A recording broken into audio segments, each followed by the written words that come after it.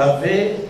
Et entre-temps, nous allons laisser ceux qui sont encore en route entre les mains de Dieu et abandonnons aussi toute la durée de cette réunion entre les mains du Seigneur. Prions ensemble.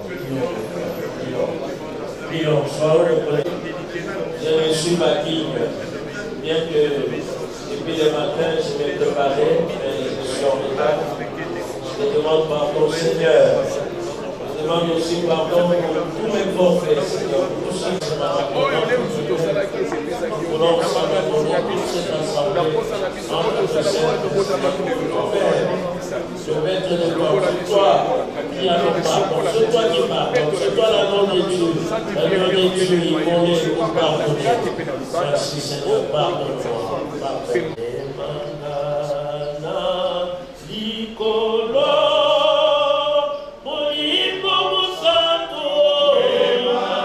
Il est dans sa place, sinon ceux qui ont sur place, c'est comme ça, parce que nous avons un tempérament différent. Il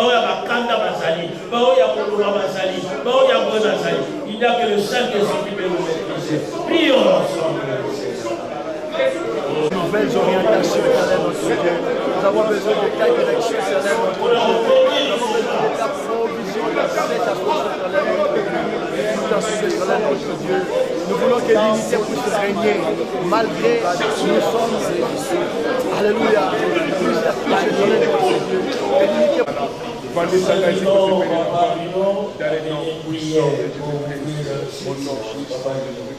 Merci pour tout ce que tu as déjà commencé à faire dans cette association éternelle entre Dieu. Nous savons que tu bénis souvent là où il y a l'unité. Nous te demandons de nous aider, éternel notre Dieu, à être unis. Nous te disons merci car il y a une ancienne génération et une nouvelle génération. Seigneur, sans toi, qu'est-ce que nous pouvons faire? Nous voulons, éternel notre Dieu, parler un même langage, léguer aussi un héritage à cette nouvelle génération qui va nous succéder, éternel notre Dieu, car nous ne sommes pas éternels. Nous te prions pour la période de transition. Notre président Badenza et l'équipe éternelle notre Dieu, dont l'intelligence, la sagesse éternelle notre Dieu. Nous sommes fatigués que l'association soit seulement pour Ndabi Bembe. Nous voulons parler un autre langage éternel notre Dieu. Nous voulons que toi seul puisses nous donner des inspirations qu'il nous faut, éternel notre Dieu. Seigneur Dieu, bénis cette réunion, bénis chaque membre présent et tous ceux qui ne sont pas encore là. Nous voulons sceller cette réunion dans le sang de Jésus-Christ et au nom de Jésus-Christ, nous bénissons cette réunion et nous disons Amen. Amen. Merci. La Bessie, José Moté, la Bessie va devenir son côté, que Dieu soit loué. Batalocha,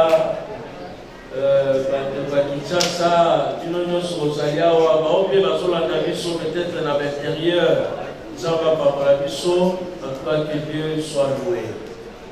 Voilà, voici comment se présente l'ordre du jour.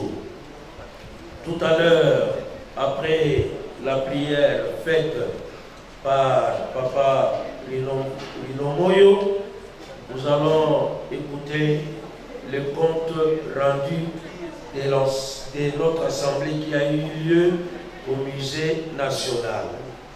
Après le compte rendu qui sera lu par moi, le révérend Dr Moussa, nous passerons à la communication du président, Paul Maléza. Après la communication du président, nous aurons le sujet sur l'identification des membres d'association. Après ce sujet d'identification, nous allons passer au dossier formation. Après le dossier formation, nous allons nous atteler au point qui a trait au statut. Après les statuts, donc le 7e point, ça sera projet chanson. Nous en avons déjà parlé et nous aurons des précisions tout à l'heure. Et après le projet chanson, nous aurons la communication média. La communication sera faite par le secrétaire général, le secrétaire Papa Léon. Après cette communication, nous aurons un échange, comme nous l'avons fait au musée national. Et après cet échange, viendra alors le divers qui va nous conduire à la prière finale. Donc voilà l'ordre du jour des... Communication du président et d'un rapport au président Bessaka avant de travailler en détail. Et du vice-président et papa Arakiawa, le plus vite possible à Sala, équipe d'intercession. Au niveau de Saga, je vous dis ça. Ce qu'il y a, comment il doit faire rapidement une équipe d'intercession. Parce que autant ils ont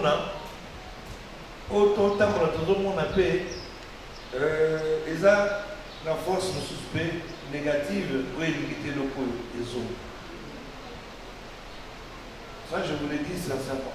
Je ne vous ai pas mis tous les détails, mais vous voyez que mon ici, Kazawana, avant d'avenir, mon atteindre la route. Et surtout dans le Sangana, parce que l'union fait la force, non, pour qu'il y ait des signes avec le combattre. Vraiment, je demanderai à Papa Henri, dès qu'il vient, comment on va faire pour créer vraiment une équipe d'intercession pour la AMCC. Deuxième communication, c'est que Okutanaki, Madame la ministre de la Culture et Art. La ministre a signé Bisso et Loko. Donc, tout ça, naïe, tout le monde a Bisso, tout le monde a Bisso. A sepeli makasi. A signé la Bisso, tous s'identifier. Alingi aïba toza combien. Ceux qui ont en fonction, il y a taille, il y a groupe. Groupe où ils ont 30. Et vous avez avantage dans le ministère par rapport à groupe où il y a 200 ou 250. Donc il faut moko à remplir une fiche comme ça qu'il est identifié. Que AMCC, ils ont autant de personnes, autant de musiciens.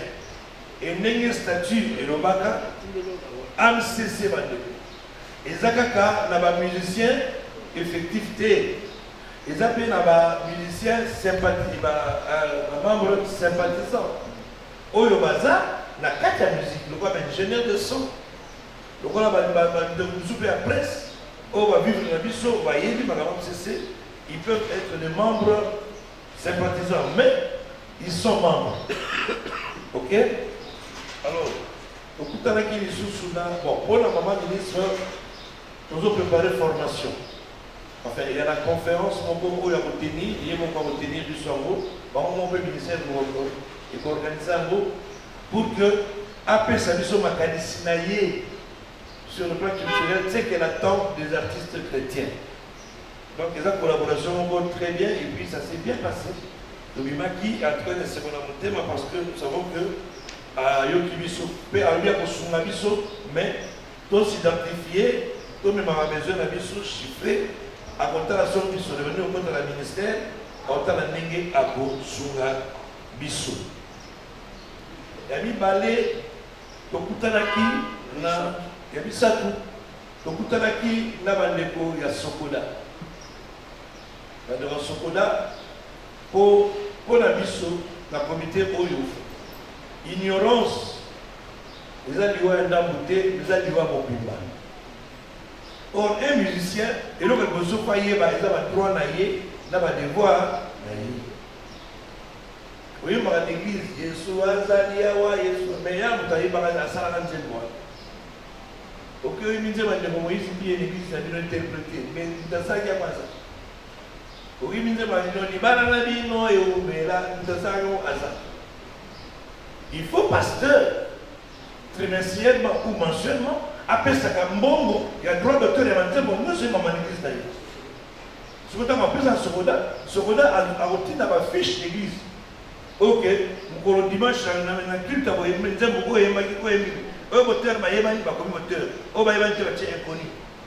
façon que bon, il nous a réparti dans la Il y a un succès dans le monde, il y a un peu de ato kati loketo balu to beto achit même colombo le vivant et qui est pas auteur. C'est comme ça que nous avons vu.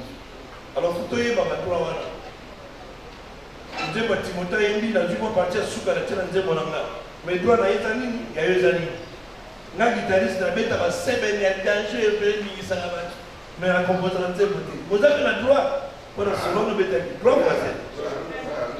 Donc nous devons apprendre tout ça. Je me mets dans la radio.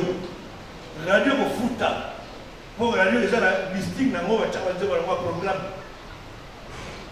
Aucun producteur a payé sur $10 000, ça n'a pas de bon. Alors, comme il y a été, ils ont mais il y a un PC au droit à voter. Aujourd'hui, il y a un royalty. Mais tant que vous mettez dans la radio, on a un foot à yo. On a un éditeur, un producteur. Donc, nous devons connaître tout ça. Pour ça, on le joue. Mike Kalambay, pour organiser un concert dans le stade. Nous devons nous soutenir. Tata Rino Gouyaya, Akeda Kala, na poto. Sokaye, na concert, il y a Tata, il y a Bissot, il y a des mais comment nous pouvons faire que aïe à cette publicité que les églises et toutes? Si aujourd'hui on se soutient, nous avons dit que AMCC, un membre de la Zoya, la dynamique de production quelque part. Tout le monde a une membre, il faut acheter qu'à 10 billets. Si on dit qu'il y a 10 000 francs, est-ce que tout le monde va comme ça, 10 personnes ont été à 10 000? Alors ceux qui ont 200, à 10, 2000 personnes déjà, 5 personnes dans la publicité. Donc on va panneau, la radio, tout additionner. Mais nous-mêmes on se soutient. Comme aucun en Suisse, il a organisé la Suisse et notre qui n'a en tout cas on est dans l'église où on va former les gens. Tu auras ça. Aux hommes à moi, écoute, ça va jogging. Il y a moins de Mumbai. Celui qui a passé à Sakoya, pour son avis. À la Kissibiso, Neneni, à l'Ingéli, pour accompagner. C'est vrai, l'invitation d'abord la population, voilà. C'est que nous pouvons dire à l'Italie l'autorisation du président. Alors, ils ont signé la banano, n'a membre, dans l'identification, ils ont des moments très importants pour la suite de Moussala, dans l'aspect nyonso. Tu risques d'avancer dans l'intérêt de l'AMCC. C'est pourquoi le 29, dans le musée national, on avait conçu des fiches d'identification gratuites jour Wana. Alors au total, 175 fiches ont été remplies. Donc pour enregistrer qui 175 fiches. Alors, il va enregistrer qui était, nous avons quelques fiches ici la fin pour remplir. Il y a un fardeau au niveau de l'AMCC.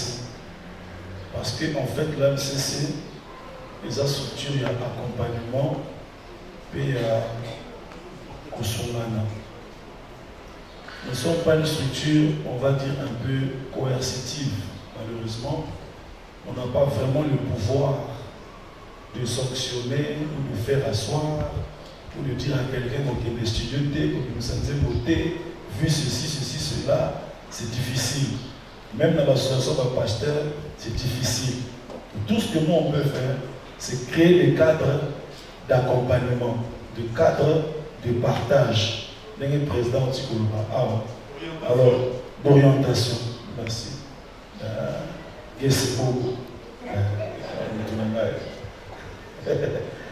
Donc, d'orientation. Ce qui fait que il n'y aura pas beaucoup d'activités à MCC. Vous êtes ébanbélé, mais tu fixer la base. Mais ce n'est pas comme une église, tout non, non, non, non. Tu vois bien qu'il y a une année, tu as une conférence, tu as un festival, tu as une journée de prière, et puis donc voilà. Mais le pas qu'on est ébanbélé, tu as fixer la base, nous on est toujours en bébélé à la fin. mais ça ne va pas vraiment nous encombrer.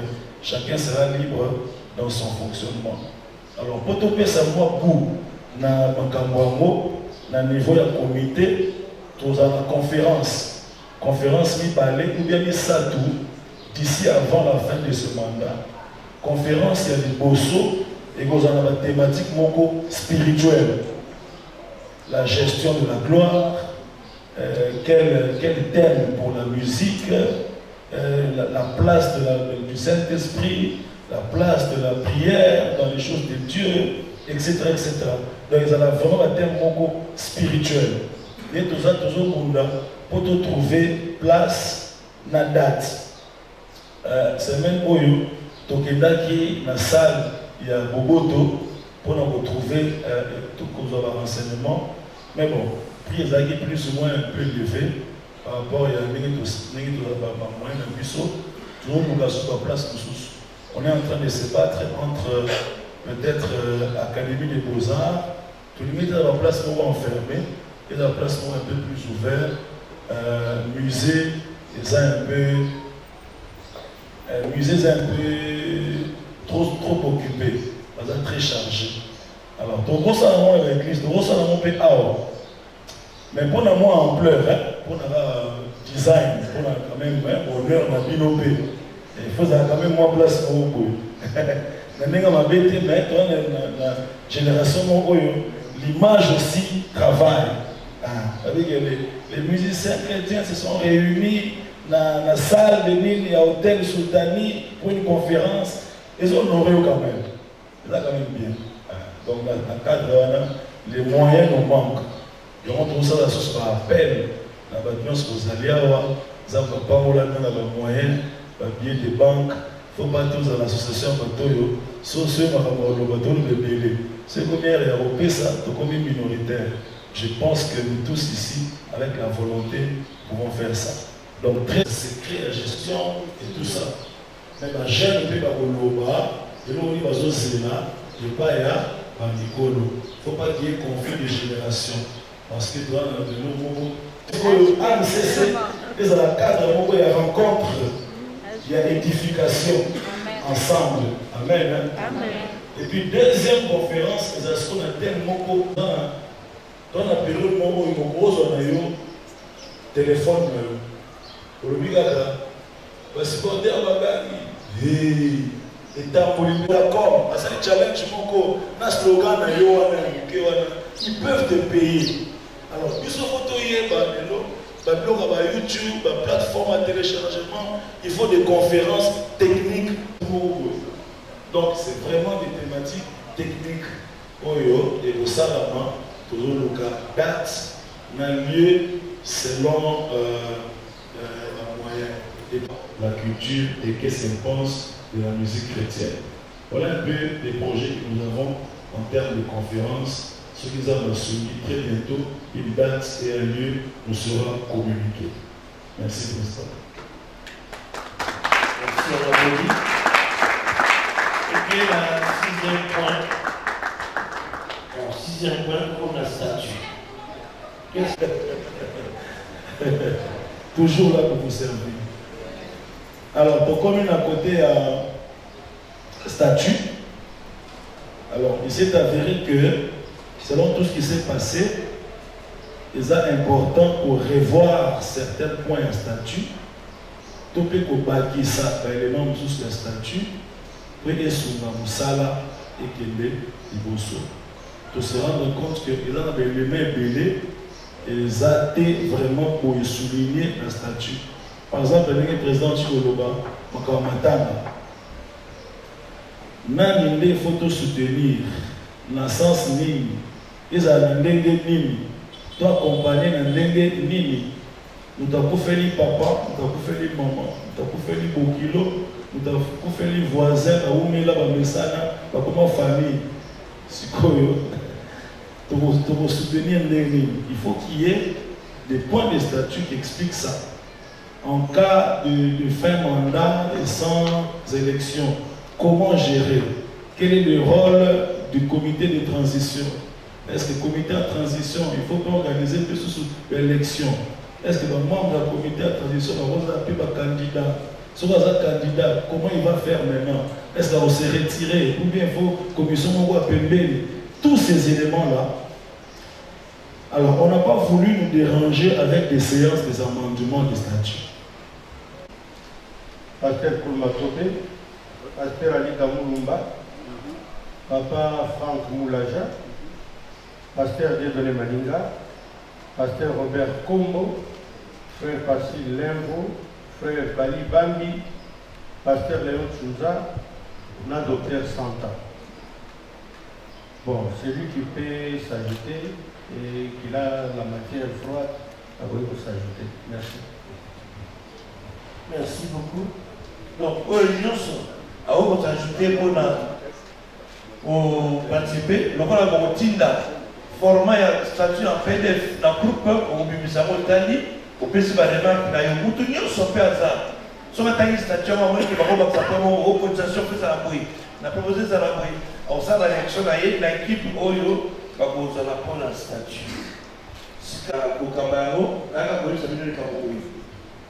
Badeko, la réunion pour ça la unité. Quand on va 4 dans la mandat, nous sommes unité. Nous voulons MCC et Bandaka avant que Monaya ouété. Tata Mopaya Azara que Monaya na studio à Samala. Alors, tout ça, à un moment, on a que Monaya. Réunion à Tchenzebo, Gana Tchenzebo, Bandeko tout ça, la studio sous. Quand nous sommes balance avec de la BNT. On a dit ça faisait pas bien. Voilà des gens qui sont des moyens. Allez. Alors, nous, en train de faire le retour de prendre le nion dans le studio Moko. Allez, on s'en a d'autres pays à Sifiwe. Et à Sifiwe, ça va être Sima, il y a AMCC. Mais avant AMCC, à bon moment que mon aïe et Zalaka. Alors, nous devons dire aussi que le chant constitue aussi et l'autre élément où on a cassé pour la unité, il y a mis sur la musicien. C'est pour laquelle tu vois qui tout ça là quand même dans un début comme ça. Quelques thèmes pour eux, Papa José a coupé sa mission, idée Bazarano, et puis Sima, on est pour membre Papa Dodé pour Koul Matope, Azar attention, a été, Papa Michopé a été, donc le Papa Gauthier a une version de Scali Tokomi. Papa José. Merci beaucoup pour les pistes dans l'état. Nazara qui est un peu écoupé dans la Kamoko, les personnels.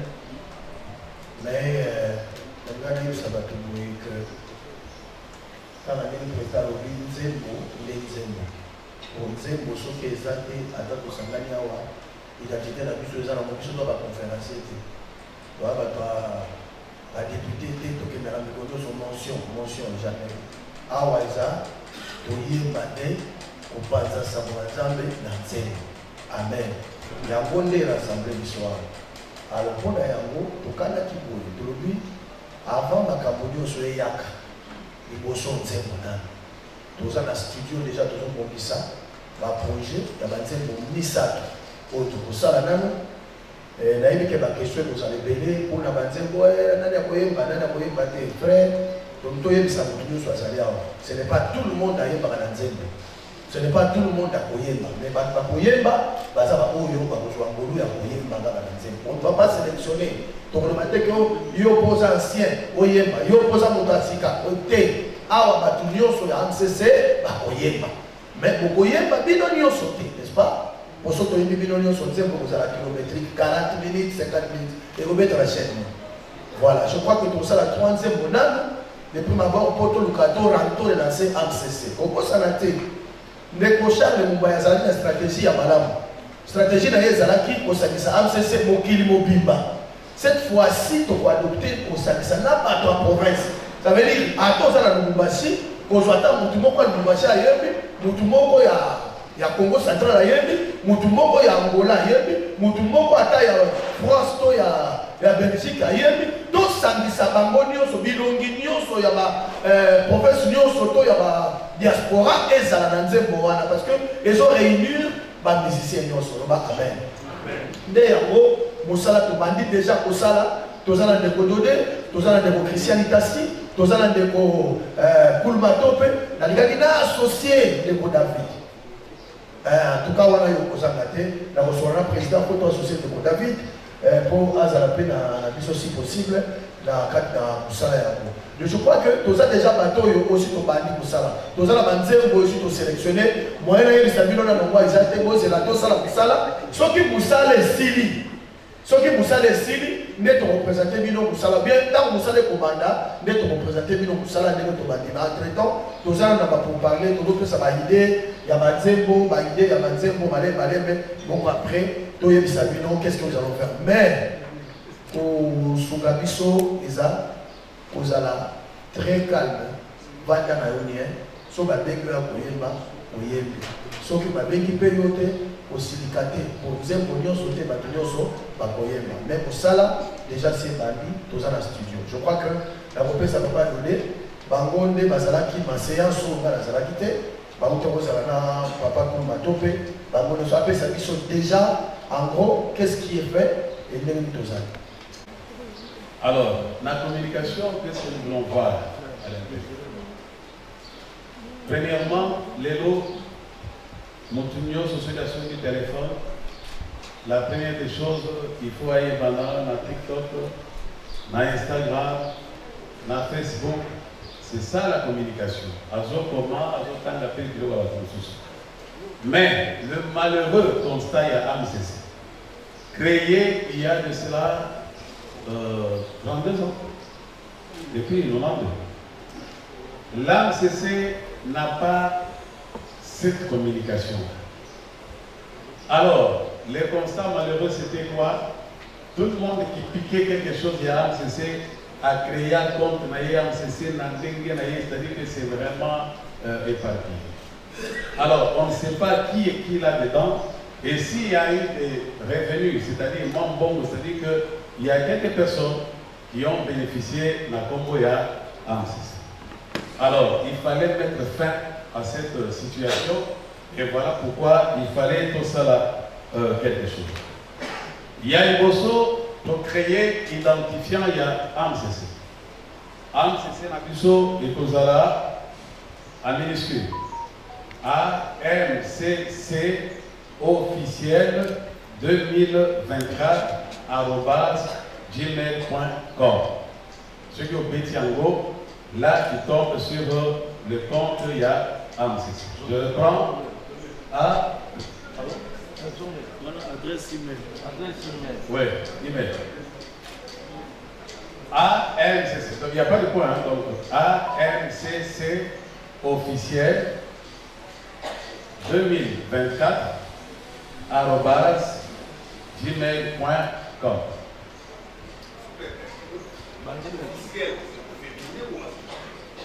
Officiel avec deux L. Ah ouais, c'est masculin, n'est-ce pas? AMCC officiel avec L Moko dans ce cas 2024 @.com. Voilà. Alors, quand on a créé cet identifiant, Mbalamoko et Pécition Zela, il y a pour créer les pages, il y a pas différentes plateformes. Et toujours pas différentes plateformes, il y a Facebook, il y a Instagram, il y a TikTok, il y a YouTube. Nous avons privilégié page et à Facebook parce que les alliés un peu plus fluides, je veux dire. Mais dans Facebook, nous avons deux formats. Il y a le format horizontal, c'est-à-dire, la caméra, je vois, tout le monde est en horizontal, c'est-à-dire que nous sommes dans sens et à la télévision. Mais ce qui est maintenant en vogue, ils allient le sens vertical. C'est-à-dire TikTok vertical, Instagram vertical, et heureusement, nous avons quand même déjà quelques appareils pour ça que tout piment est en vertical et en horizontal, sur les plateformes. Alors, aujourd'hui, en gros, on a fait le TikTok Tosali Facebook, Instagram, na YouTube, mais il y a aussi le YouTube en cours. C'est-à-dire, ce n'est pas le grand ou bien le long vidéo. Ils arrivent à, comment je peux expliquer, les shorts, c'est-à-dire que vous poussez. Hein, donc, les formats, il y a vous poussez, il y a YouTube, les arrivent fait en vertical. Je crois qu'on va vous expliquer tellement là après, mais comprenez qu'on a eu le temps de créer tout ça pour que AMCC enfin ait à l'identifier sur l'Internet. Vous allez dire Amen? Ah, okay. Alors, cela dit, nous sommes en train de répondre à la question ou bien de remplir la promesse de Pessaga dans le musée. Tout le monde dit que vous aurez droit à l'information et à beaucoup d'informations. La rubrique de la mission, il y a Éco AMCC. Donc, c'est là que vous aurez vraiment tout ce que nous aurons à faire comme communication. Il y a compris ça, Bino. Alors, le lancement, il y a lancement, il y a page, voilà, ça va se faire aujourd'hui. Et alors, on n'a pas voulu faire un lancement du genre, non, on a voulu donner quand même, moi, idée, il y a ceux qui ont côté la page, la vision, de quoi il s'agira. Nous avons vraiment la SNGO, puis dans le Molo, il y a Koya, la Kishasa, puis Malamoko, Makamwasi, qui est là au Salama. Parce que c'est un foot qui est un billet spécial, mais il n'a pas de alors, nous avons fait un jour, nous avons poussé parce que nous avons réunion au déjà, la PCB nous sommes tous et puis la commission nous avons pour la lipensia sikali, nous avons dit awa. Alors, nous avons été tout le monde dans ma erreur a passé, tout le monde pour bâtir sur des nouvelles bases. Les Cambodgiens n'ont pas passé. Nous allons dans l'historique de la musique chrétienne, la généalogie de l'amour. Nous avons dit grand frère Mayemba, nous allons éternel. Aujourd'hui, j'ai 58 ans, nous avons 46 ans, il y a carrière musicale. Nous avons tout ça, 46e anniversaire parce que nous avons banal. C'est là que AMCC na subasima base ne ezala pona eyambangai na sala eloko wana na kasa présidium boyoki yango batemo bozali bozala kaka teke akende ofiana kaka danse te sikoyo nga na mona bino 46 ans ya carrière musicale. Alors merci beaucoup. D'accord, rappelez bino ete et l'autre oyo et ça la awa l'union fait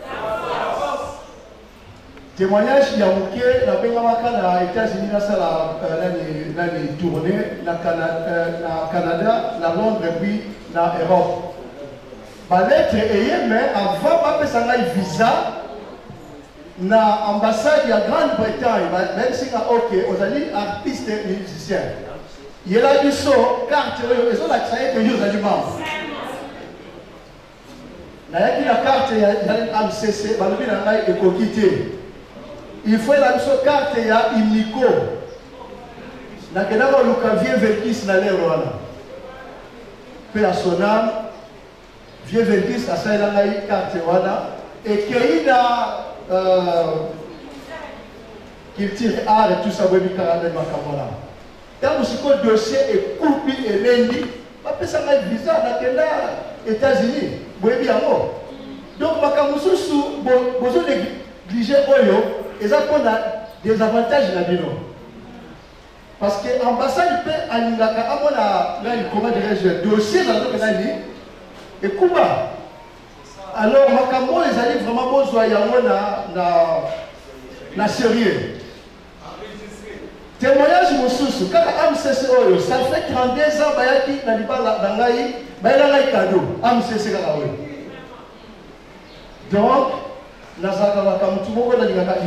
j'aime l'unité, vraiment, pour son abisso, Mala Oyo, tokoma histoire ya musique chrétienne ndenge nini ebandelaki.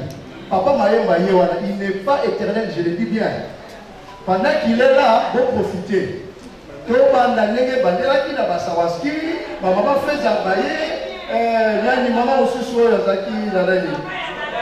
Baye l'histoire bato bazali awa. Et ceux qui vivent en Salemi, ils allaient et qu'on peut s'abentrer la fête de MCC. Moi je suis fatigué quand on MCC et Kundaki Badi. Il faut tous à la nappe, bilangana bisote. Plantation moko boye, que c'est dit l'État m'a donné.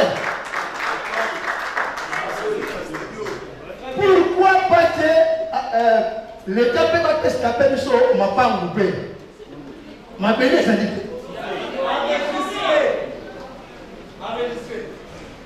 Et quand je suis parce que mon allié est déjà passé. Baïdé et ça n'est belé. Mais la souci dans les Cambo, ok.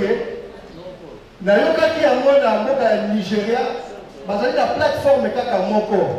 C'est-à-dire la mission est abîmée Sika. Tout est abîmé Kala, par la plateforme Moko, YouTube, où le banzé la bango et les Kaka. Et pour ça que même Moutou, Azali, étoile Moko Yasika, à côté de la carte, il y a visibilité na yé ekozala makasi malamoko.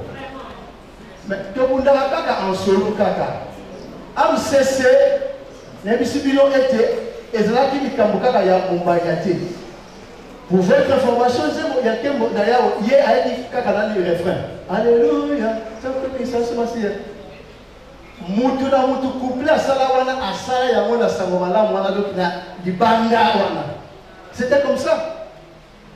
Alors, Nazali Koseng à la Bissonyoso, tous à la unité, au cas où ça peut y a diaspora, donc le gouvernement, il y a Kala et Koyaki, Bino de Siko, il peut désigner dans chaque pays, n'a eu à qui a représenté donc la Bissot. Namoni, la soupe sawa, parce que sinon.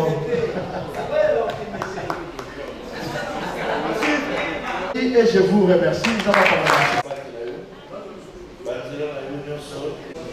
Bien aimé de l'Assemblée, ton ami est dans une zone de cas. Dans ma projet, tout est clair. Malheureusement, il y en a aussi qui travaillent pour que ça ait échoué. Il y en a non seulement qui travaillent, qui ont des projets, qui ont des intentions, que Ebeba Ao, et Simbate, et Komate, et se réaliser. Dans le nom de Jésus, tout projet, il y a pour détruire, nous sommes à MCC, écloser à musiciens, nous sommes à destruction, il y a séparation, il y a division, il y a comparaison, esprit d'échec, nous sommes à piège, nous sommes se préparer pour que le projet soit la matin, nous sommes à même. À comment la Yesu Messie, lève-toi et prie au nom de Jésus. Au Congo, l'église est projet nous salama, réunion, salama, contre la réussite de l'AMCC, contre la lutte des sans-effets.